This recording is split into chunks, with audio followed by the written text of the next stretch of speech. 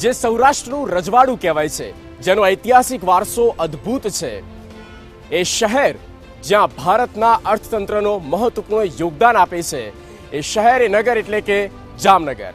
જામનગરમાં જ્યાં વિશ્વની સૌથી મોટી ઓઇલ રિફાઇનરી આવેલી છે એટલે કે રિલાયન્સ ઇન્ડસ્ટ્રીઝ. જામનગર લોકસભા બેઠકની જ્યારે વાત કરવામાં આવે તો પ્રચાર જબરદસ્ત બંને પક્ષે થઈ રહ્યો છે.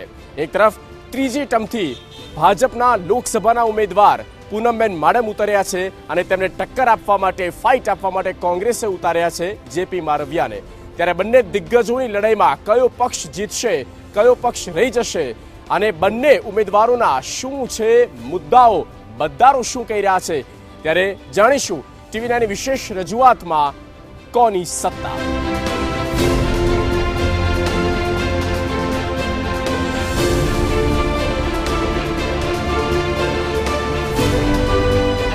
મતદારોનું શું મૂડ છે એ તમામ બાબતો આપણે જાણીશું ને આ દિવસ ચર્ચાની આપણે શરૂઆત કરવાની છે. સૌથી પહેલા આપ તમામ માટે એકવાર જોરદાર તાળીઓ થઈ જાય, કારણ કે તમે પોતે આ દેશનું ભવિષ્ય છો, લોકશાહીના રખેવાળ છો, ત્યારે ચર્ચાની શરૂઆત કરવાની છે. સૌથી પહેલા અહીંયાના મુદ્દાથી લઈને અહીંયાની સરકાર શું લાગી રહ્યું છે, આપણે દેશમાં કોની સરકાર બનતી દેખાઈ રહી છે? હું આપને કહેવા માંગીશ કે આજ વખતે જે દર વખતેની જે સરકાર બનતી એથી આજ વખતે છે ને પબ્લિકને પરિવર્તન જોવે છે. આ સરકારમાં બધા મુદ્દા લઈ લ્યો, બેરોજગારીના છે, મોંઘવારીના છે, બધા મુદ્દા લઈ લ્યો ને આજ વખતે પબ્લિકને ખબર જ છે કે અમારે છે ને આ ચેન્જ કરવું છે. પરિવર્તન જોઈએ છે, આપને શું જોઈએ છે? ચોક્કસ પરિવર્તન જોઈએ છે. પરિવર્તન માટેના કારણો છે, એના માટેના કારણો છે 10 વર્ષની નાકામી, 10 વર્ષનું ખોટું બોલવું, 10 વર્ષ સુધી સતત ખોટા વાયદાઓ કરવા, 15 લાખથી લઈને 2 કરોડની નોકરીઓ. પરિવર્તન જોઈએ છે તો પ્રધાનમંત્રી કોણ બનશે? પ્રધાનમંત્રી ચોક્કસ ઇન્ડિયા ગઠબંધનમાંથી જ બનશે. કોણ બનશે પ્રધાન? અરે ઘણા બધા છે. મમતા, એક નામ કહો, એક નામ કહો. મમતા બેનર્જી છે, રાહુલ ગાંધી છે, તેજસ્વી યાદવે છે, ઘણા બધા છે. નહીં, ભાજપ સામે મોદી ફેસ છે. આપની કોંગ્રેસ પાસે શું છે? કોંગ્રેસ પાસે રાહુલ ગાંધી જેવો યુવા ચહેરો છે અને જામનગર લોકસભાનો અમારો યુવા ચહેરો છે જેપી મારવિયા, જે આમ તમે જુઓ ને તો ખેડૂત સાથે, જમીન સાથે જોડાયેલો નેતા છે. આજે 4 લાખનો વીમો એના કહેવાથી ખેડૂતોને મળ્યો છે. એટલે અમારી પાસે જોરદાર નેતા છે. એટલે આ વખતે એ લોકો તો પૂનમબેનની સામે લડવા માટે મુદ્દો શું છે? પૂનમબેન લડવા માટે ઘણા બધા મુદ્દા છે. ભાજપ સરકારનો આજે ઇલેક્ટ્રોલ બોન્ડનો 82,000 કરોડ રૂપિયાનું જે ભ્રષ્ટાચાર કર્યો છે આ લોકોએ, અને પછી બીફ કંપની એને ચંદા આપે છે. ચંદા દો, ધંધા લો. આ ભ્રષ્ટાચાર આખા દેશમાં તો બધાને મળ્યો છે. આ ઇલેક્ટ્રોલ બોન્ડ તો દરેક પાર્ટીને મળ્યો છે. સૌથી વધારે આ ગાયોના નામે મત માંગનારી સરકાર છે અને ગાયોનું બીફ વેચે છે, તો આ સરકાર બને ન બને? ઇલેક્ટ્રિક બોન્ડની આ ભાઈએ વાત કરી છે. આ તો એ તમામ ફંડ તો દરેક પાર્ટીને મળ્યું છે. ભાઈ આ બોન્ડની વાત છે એ ખરેખર જે 2 નંબરના પૈસા હતા એની બદલીમાં 1 નંબરના પૈસા દરેક પાર્ટીએ લીધા છે. એવી વાત શું કામ કરવી છે? બધી પાર્ટીને જે ફંડ આપે છે. રહી વાત વિકાસની, માનનીય નરેન્દ્રભાઈ મોદી છે એ વિકાસને નામથી આપણે આગળ ધપી રહ્યા છે. પ્રધાનમંત્રી આવાસ જુઓ તમે, આપણે ફ્રી રાશન જુઓ તમે, ઉજ્જવલા યોજના જુઓ, જનધન યોજના જુઓ તમે, અને અનેક યોજના. ઉજ્જવલા યોજનાની વાત કરવી છે. મહિલાઓને આપણે પૂછી લઈએ, ઉજ્જવલા યોજનાનો ફાયદો થયો? નથી થયો. નથી થયો, કારણ કે 100 રૂપિયામાં બાટલાની ને ચૂલાની વાતો કરી હતી, બરાબર છે, અને હવે એને 1100 રૂપિયાનો બાટલો પકડાવે છે. આમાં ઉજ્જવલા યોજના રહી ક્યાં? એટલે ભાવ વધ્યો છે એવું આમનું કેવું છે? ભાવ વધ્યો કરતાંય હું બીજા મુદ્દા ઉપર જઈશ કે ખરી રીતે નારી શક્તિની વાત કરે છે તો આપ તમે જોઈ શકો છો કે મણિપુરમાં આટલો બધો બનાવ બન્યો, કેમ કોઈને ખબર નથી? ખુલ્લે આમ બધી સ્ત્રીઓ સાથે થયું. ક્યાં નારી શક્તિ? ત્યારે ક્યાં નારી શક્તિની વાત કરે છે? બીજા નંબરમાં લદ્દાખમાં 3 ઇડિયટ પિક્ચર ફૂલ ફેમસ ગયું, તો એ લદ્દાખ પિક્ચરના જે ભાઈએ 21 દિવસ અનશન ઉપર બેઠા હતા એનો સિંગલ કોઈએ આજ બાબા સાહેબનો દિવસ છે, સાંભળજો પૂરું, કે એનું સિંગલ કોઈ વિઝિટ નથી લીધું, અને જેને વિઝિટ લીધું ને એ એક દલિત માણસે જઈને એનું અનશન તોડાવ્યું. કેમ ભારતના બધા માણસોની વાત કરી બેને? મણિપુરનો મુદ્દો અહીંયા ચાલશે? ના, અહીંયા મણિપુરનો મુદ્દો નહીં. અહીંયા શું ચાલશે? અહીંયા આપણે છે કે ભાઈ આપણે અત્યારે એમ કે છે કે સ્ત્રીઓ માટે અને સ્વનિધિ યોજનાની ચાલુ કરી, બાલિકા સમૃદ્ધિ યોજના ચાલુ કરી છે, સ્ત્રીઓને વિધવા પેન્શન ચાલુ કર્યું છે, અનાજ મફત આપે છે.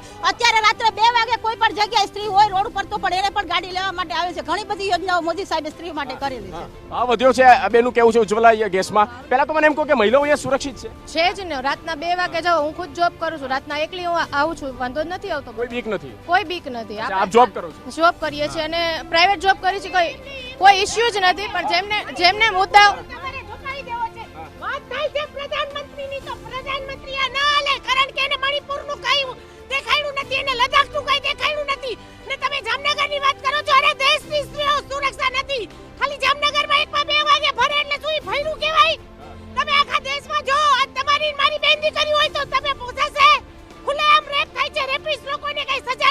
નથી. મહિલા સાંસદ છે, એમને વધારે ધ્યાન આપવાની જરૂર છે. અહીંયા મહિલા સુરક્ષાને લઈને આ બેને આ સરસ મુદ્દો ઉઠાવ્યો છે કે મણિપુરનો મુદ્દો અહીંયા ચર્ચામાં આવશે. આપનો મુદ્દો શું છે? બેન નારી સુરક્ષાની વાત કરી.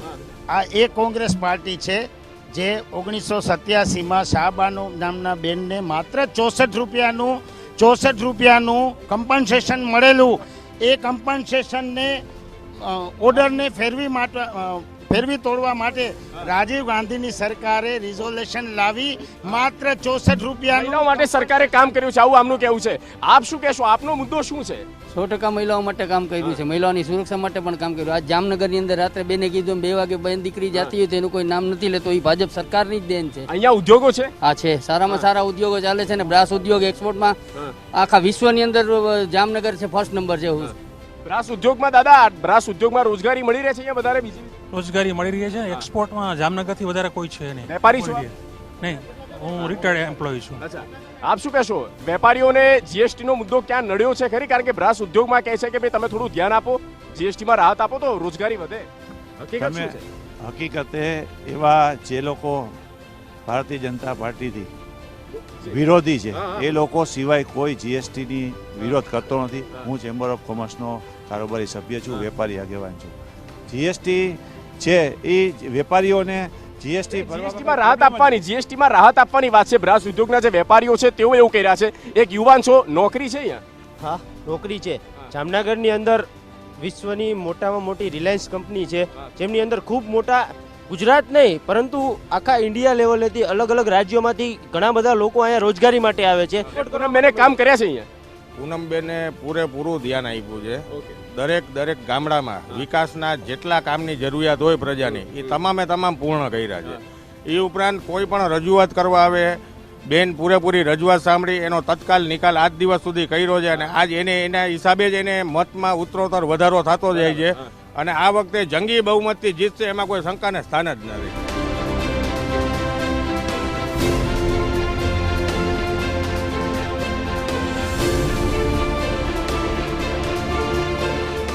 સૌરાષ્ટ્રમાં કહેવાતો એવી પણ છે કે જામનગર લોકસભા બેઠક જે જીતે તે કેન્દ્રમાં સરકાર બનાવે છે.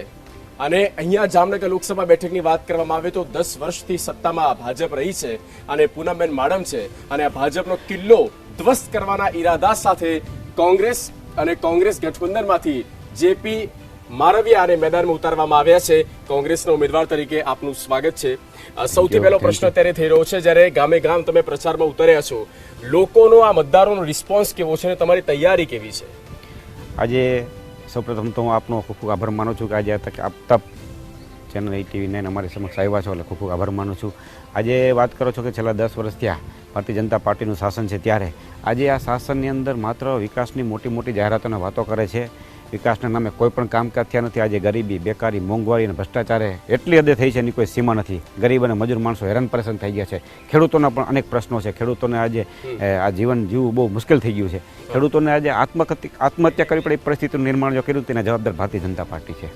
અચ્છા, પણ ભાજપ કહે છે કે અહીંયા ઔદ્યોગિક વિકાસ કરવામાં આવ્યો છે. વિશ્વની સૌથી મોટી ઓઇલ રિફાઇનરી કંપની જે છે તે પણ આપણે જામનગરમાં લાવ્યા છીએ.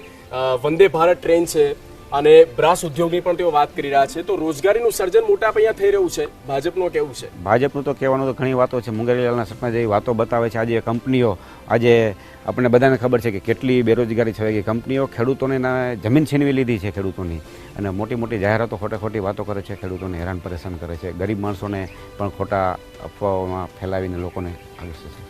અચ્છા, ઉમેદવાર તમે અત્યારે બન્યા છો અને જનતા આશીર્વાદ આપે છે, તો તમારા આગળ જતા વિઝન શું છે કે તમે જામનગર માટે આ કામ કરવાના છો? એવા કયા 5 મહત્વપૂર્ણ મુદ્દાઓ છે જેની પર તમે કામ કરશો જે ભાજપે ના કર્યા હોય? આજે જામનગર જિલ્લાની વાત કરીએ તો બ્રાસપાટનો ઉદ્યોગ છે, તેને મહત્વ અમે ખૂબ જ આપીશું. એની સામે જે દ્વારકામાં જે ઓખા છે, બેટ છે, એમાં જે માછીમારોના અનેક પ્રશ્નો છે તો તેને પણ અમે મહત્વ આપશું. એવી જ રીતે જે રોડ રસ્તાઓના પ્રશ્નો છે તો રોડ રસ્તાના પ્રશ્નો ઉકેલીશું. જ્યારે અમારે જામનગર જિલ્લાનું એરપોર્ટ છે જે એરપોર્ટ સંચાલિત છે તો એને પણ એરપોર્ટમાં જે સમયસર ફ્લાઇટો મળે, જેને વંદે માતરમ ભારતની ટ્રેનની જે વાતો કરે છે માત્ર ઔપચારિક વાતો છે, ખરેખર સત્ય વાત છે નહીં. તો ટ્રેનની સુવિધા લોકો સુધી મળી રહે એવા તમામ પ્રયત્નો નથી.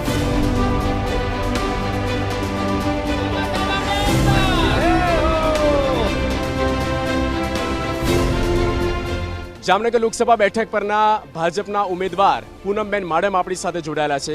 પૂનમબેન, ત્રીજી વખત પાર્ટીએ તમારી પર વિશ્વાસ રાખ્યો છે. જામનગર કેટલું બદલાયું છે આ 10 વર્ષમાં અને હવે તમારું વિઝન શું છે? જામનગર તમે જોઈ શકો છો એમ હું તો એવું માનું છું કે ભૂતકાળમાં એવું કહેવાતું કે કેન્દ્ર સરકાર આવડા મોટા દેશમાં ક્યાં પહોંચે. આજે એ આખું જે એક માન્યતા હતી, જે વાત હતી, એને મોદી સાહેબે એમના નેતૃત્વમાં ક્યાંક બદલી નાખી છે અને કેન્દ્ર ઘર ઘર સુધી પહોંચે એ પ્રકારની વ્યવસ્થા આજે આદરણીય મોદી સાહેબના નેતૃત્વમાં ઊભી થઈ હોય ત્યારે એ જામનગર સંસદીય ક્ષેત્ર હોય કે અન્ય કોઈ ક્ષેત્ર હોય, ઘર ઘર સુધી કેન્દ્ર સરકાર પહોંચી છે, યોજનાઓના માધ્યમથી પહોંચી હોય. ઇન્ફ્રાસ્ટ્રક્ચર ઓવરઓલ એ આપણે આખા દેશમાં ભારતમાલા પ્રોજેક્ટથી એટલું મોટું નેશનલ હાઈવેનું નેટવર્ક હોય, અમારું ડબલિંગનું રેલવેનું કામ હોય, ઇલેક્ટ્રિફિકેશનનું કામ હોય, પહેલી વંદે ભારત સૌરાષ્ટ્રમાં જામનગરને પ્રાપ્ત થઈ અત્યારે ઓખા સુધી એને લંબાવવામાં આવી છે.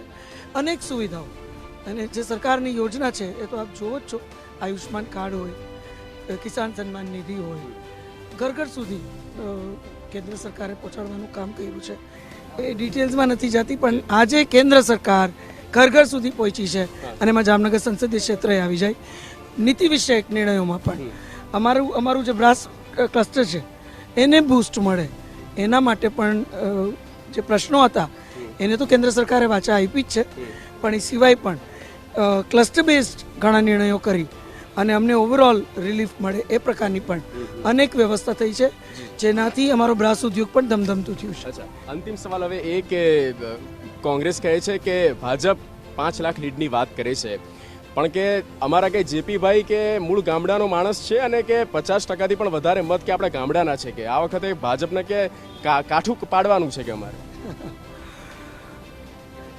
મને એવું લાગે છે કોંગ્રેસ જીતવા નથી નીકળી, ભાજપને 5 લાખ લીડ લેવામાં રોકવામાં નીકળી છે. હવે એ માનસિકતા જ આખી રિફ્લેક્ટ કરે છે કે જે કોંગ્રેસ ભાજપની 5 લાખની લીડ ના થાય એ પ્રકારે સૂત્રો લઈને, એ પ્રકારે વિચાર લઈને વાત કરતા હોય તો આ સંસદીય ક્ષેત્રના નાગરિકો ખૂબ જાગૃત છે અને કોંગ્રેસ અત્યારના એના પ્રચારમાં એ કહે છે કે આપણે જીતે નહીં તો કંઈ નહીં, પણ આપણે ભાજપને 5 લાખ લીડ નથી લેવા દેવાની.